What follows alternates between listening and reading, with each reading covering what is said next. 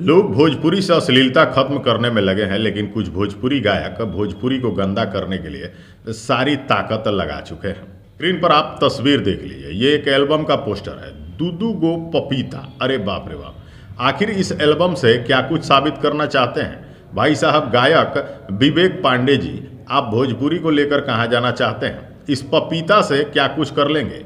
इस पपीते का क्या कुछ मतलब है? और ये दोनों पपीता जो लड़की हाथ में लिए चल रही है, ये दोनों पपीता ले जा करके भोजपुरी का कौन सा सम्मान बढ़ाने जा रही है? आप इस दुअर्थी गाने से क्या कुछ साबित करना चाहते हैं? स्क्रीन पे दिए हुए पोस्टर को देखकर आप समझ ही गए होंगे कि ये गाना दुअर्थी है।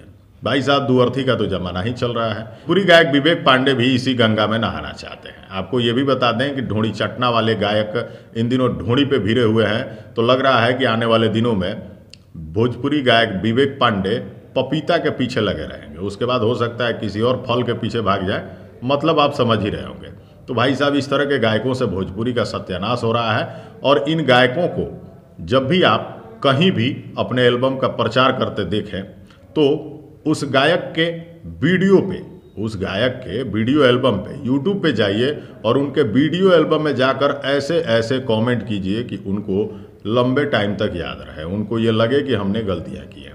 तो इस गायक के वीडियो को भी यूट्यूब पे सर्च कीजिए और सर्च करने के बाद उसके वीडियो में आप जा करके ऐसा कमेंट कीजिए कि इसे लगे कि मैंने गलती की है। भोजपुरी के नाश करने वाले इन गायकों पर अब कार्रवाई भी होनी शुरू हो गई है और ऐसे गायक हो सकता है कि भविष्य में सुधर जाए, लेकिन फिलहाल पब्लिक ही इन्हें सुधार सकती है।